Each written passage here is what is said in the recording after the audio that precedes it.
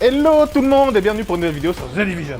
Aujourd'hui je vous propose la dernière partie de l'incursion solo, c'est-à-dire de la manche 11 à la manche 15. Je parlerai pas du tout des stratégies ni du gameplay, vous allez le voir, j'ai pas besoin de vous décrire ce que vous voyez à l'image. J'ai surtout déjà parlé des stratégies dans la partie 1, donc j'ai plutôt parlé de plein de petites choses qui vont vous faire plaisir. Avant tout, je précise juste une chose, j'ai eu un petit souci avec le son du jeu, alors je sais pas pourquoi, c'est pas lors de la capture, c'était pendant que je jouais à The Division, pendant que je faisais le gameplay. Alors, tout ce qui est bruitage, vous allez très bien nous entendre, quand je tire, quand les drones ils électrifient par exemple, ça fait un petit bruit bizarre, quand il y a les grenades, tout ça, vous entendez très bien, les bruitages c'est nickel. Le seul souci c'est au moment où... c'est avec la musique en fait, la musique elle va partir, elle va se remettre, elle va partir, elle va se remettre, elle va partir, elle va se remettre. Et du coup ça va être un peu chiant, donc je suis un peu désolé, mais bon, vu qu'il y a un commentaire par-dessus, je pense pas que ce soit gênant. J'avais en plus un petit peu la flemme, je vous avoue, de refaire toute une incursion juste pour ça. Ça aurait été dommage, j'aurais trouvé ça dommage, et puis j'avais vraiment la flemme. Et surtout, j'hésitais à ne pas la mettre, du coup, cette partie 3, mais... vous m'auriez traité de charlatan, je pense, parce que si je vous mets les deux premières parties, je vous mets pas la dernière, ça me paraît pas terrible. Du coup, il y a plein de choses à parler dans cette vidéo. Je vais vous parler surtout de la politique de loot qui a été mise en place sur le patch 1.2. On a eu des nouveaux détails là-dessus et je vais vous en parler tout de suite. Alors, je vais juste récapituler rapidement. Dans les derniers patchs, je vous avais expliqué qu'ils avaient fait une politique pour augmenter les loots, pour qu'ils soient de meilleure qualité, qu'on puisse se stuffer avec du loot et non qu'avec le craft, comme c'était le cas auparavant. Ils ont décidé que actuellement encore on pouvait s'améliorer quasiment uniquement avec le craft, donc ils vont tout faire pour que ça soit avec le loot. Ils veulent que ça soit la source, la plus grosse source d'amélioration d'équipement, ça soit le loot. Donc pour ça, ils ont mis en place une nouvelle politique qui va être celle-ci. Déjà, il y a une nouvelle zone qui sera la zone 201 au niveau du score d'équipement. Donc c'est la même Dark Zone, dans la Dark Zone ce sera la même. C'est juste que pour accéder à cette Dark Zone, il vous faudra être plus de 200 en score d'équipement. Et là, il y aura des mobs de niveau 32, 33 et 34. Donc les mobs 32 sont des Z1 et 2, les mobs 33 des Z3 et 4, et les mobs 34 des Z5 et 6. Pour les mobs 32 et 33, vous allez pouvoir looter les mêmes choses dessus. Alors, je vais vous expliquer. Pour les mobs 32 et 33, donc les boss nommés seulement, pas les mobs normaux, mais pour les boss nommés, vous allez avoir au minimum, en loot haute qualité, donc en loot jaune, au minimum vous aurez du 182 et au maximum vous aurez du 204. Donc, au minimum, voilà, vous avez du 182 et au maximum vous avez la meilleure qualité de loot possible qui est actuellement sur le jeu. Donc c'est cool, c'est plutôt cool. Dès les niveaux 32, 33, dès les Z1, 2, 3 et 4, vous avez ça. Imaginons que vous tombiez du vert, parce que vous savez qu'on peut déjà looter du vert sur tous les boss nommés du jeu. Si vous tombez du vert, ils seront au minimum 214. Donc tout ce qui est loot 191 en vert, en kit d'équipement vert, vous ne les aurez plus dans cette Dark Zone de score 201+. Donc ça c'est déjà génial, moi je trouve ça nickel. Et vous pouvez même avoir du 240 dès les niveaux 32 au niveau des mobs que vous tuez, dès les boss 32. Donc moi je trouve ça génial. Ils nous proposent déjà les Dark Zone 1, 2, 3, 4. Dans les Dark Zone 1, 2, 3, 4, vous pouvez déjà avoir la meilleure qualité de loot possible. Et sinon, si vous n'avez pas la meilleure qualité, vous avez juste la deuxième meilleure qualité, c'est-à-dire le 182 jaune et le 214 vert. Pour les deux dernières Dark Zone 5 et 6, là où les mobs seront de niveau 34, donc seront de niveau quand même plutôt élevé, c'est-à-dire que actuellement dans l'incursion expert, les mobs sont de niveau 34 et on voit qu'ils font mal, très très mal. Donc là, il va falloir mériter son loot, mais là, le loot, il est génial. C'est-à-dire que au minimum, sur un boss nommé, si vous tombez du jaune, vous tombez du 204, vous pouvez pas voir en dessous, donc c'est le maximum. Donc le 204, vous n'avez pas mieux actuellement dans le jeu. Donc quoi qu'il arrive, vous avez le mieux au niveau du loot si vous tuez un boss. Et au niveau du vert, c'est du 240 minimum aussi. Donc quoi qu'il arrive, on se retrouve déjà avec une politique de loot ultra augmentée, parce que alors là c'est plus que ultra augmenté. Je me souviens que dans la Dark Zone, là on avait régulièrement du 163. Alors moi le 163 pour moi c'était... Enfin je pouvais pas mettre ça quoi, ça me baissait trop mes statistiques. Donc là on s'aperçoit vraiment que cette politique au niveau de tout ce qui est autour du loot, de pouvoir se looter de pouvoir s'équiper par le loot qu'on va trouver, elle va être complètement changée, elle va être ultra améliorée et ça va certainement nous profiter très vite. Alors par contre, là où j'ai un petit souci, c'est que donc là on va vraiment tous s'augmenter très vite. C'est-à-dire que tous ceux qui sont plus de score de 101 et ils vont réussir à trouver des loots plutôt très bons dès le départ. J'espère que cette incursion, du coup, elle va nous donner énormément de challenge. Parce que là, on va tous être très bien stuffés. En tout cas, ceux qui sont dans cette Dark Zone 220+, ils vont tous être très bien stuffés assez vite. Bien qu'il va falloir, par exemple, un très bon groupe pour pouvoir faire la DZ34. Hein. Mais quoi qu'il arrive, on va être vite stuffés. Et du coup, il va nous falloir...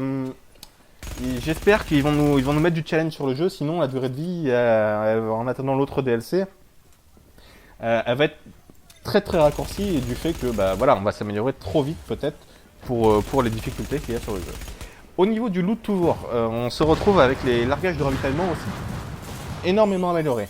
Avant, sur les largages de ravitaillement, on pouvait facilement avoir 2 violets, chose qui nous insupportait tous, je pense, parce que le violet, on n'est plus beaucoup à en mettre encore sur nous. Enfin, moi, j'ai pas de violet sur moi, j'ai du jaune et du vert, quoi, c'est tout. Donc, fini les loots violets. Maintenant, vous pouvez avoir au minimum... En fait, c'est les mêmes rangs que pour les boss. C'est-à-dire que des Z 1, 2, 3 et 4, au minimum, dans les largages de ravitaillement, vous aurez du 182 et du 204 pour les loots de haute qualité jaune.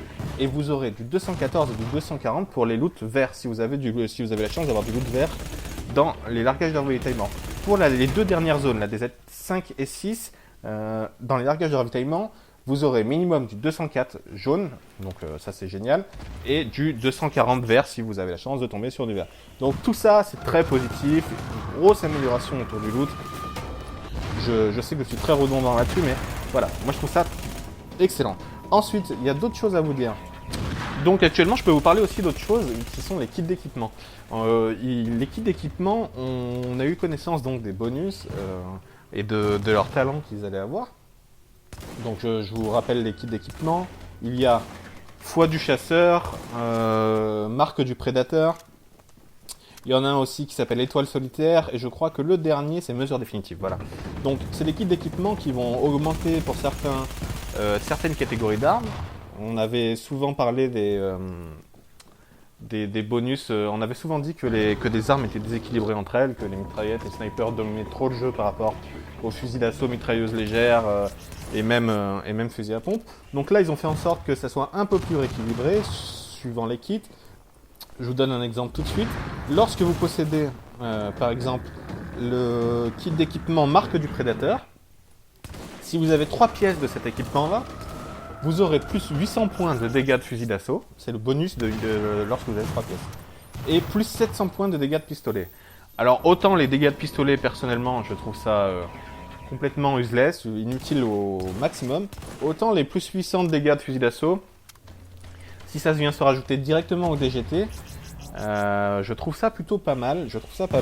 Après, est-ce que ça va faire en sorte que ça rivalise avec une mitraillette? Pour moi, toujours pas. Le deuxième kit qui touche aussi à l'augmentation des armes, qui est plutôt vers le rééquilibrage des armes, c'est l'étoile solitaire. L'étoile solitaire, en bonus, lorsque vous avez 3 pièces, ça vous rajoutera plus 1000 points de dégâts sur les mitrailleuses légères et plus 700 points de dégâts sur les fusils à pompe. Donc, on se rapproche encore, voilà, il y a encore des efforts qui sont faits pour que les armes soient équilibrées. Je pense que les bonus sont pas assez importants encore. Alors après, il faut juger sur le long terme. Là, je juge que sur l'intitulé du bonus. Donc voilà, moi j'ai vu un peu la liste de tous les bonus disponibles sur ces kits d'équipement. Il y en a qui sont plutôt... En tout cas, pour l'instant, ça m'a l'air assez équilibré. J'ai pas vu de set qui me paraissait complètement déséquilibré par rapport aux autres. Après, il faut vraiment voir avec les joueurs, quoi, parce que des fois sur l'intitulé, on a l'impression que le bonus est tout à fait correct, alors qu'il peut être complètement surpuissant, ou alors que pas du tout, à l'inverse. Donc voilà, on verra dans le jeu. Pour l'instant, j'ai été plutôt agréablement surpris, même si je pense qu'il y a un set que je trouve, pour l'instant, je vais vous le décrire ce set. Je voulais pas le faire, je voulais pas décrire tous les sets maintenant, mais je vais au moins vous décrire ce set. Il y a un set que je trouve limité, c'est le set Étoile solitaire. Alors il porte bien son nom, parce que vous allez voir pourquoi. Le premier bonus lorsque vous avez 2 pièces, c'est 100% de capacité de munitions en plus. Donc imaginons que vous avez 1000 balles de mitraillette quand vous jouez, là vous avez 2000 balles. Alors pour certains ça sera génial, vous trouverez que c'est cool, vous ne pouvez jamais être à court quasiment quand vous êtes en renégat, grade 5, tout ça. Moi je trouve ça limite comme bonus, ça me donne pas très envie. Le deuxième bonus donc c'est celui que je vous ai dit tout à l'heure, lorsque vous avez 3 pièces d'équipement, vous avez plus 1000 points de dégâts de mitrailleuse légère et plus 700 points de dégâts de fusil à pompe. C'est un bonus aussi que je trouve moyen, mais au moins il a l'avantage de rééquilibrer un peu les armes, donc bon, encore ça va.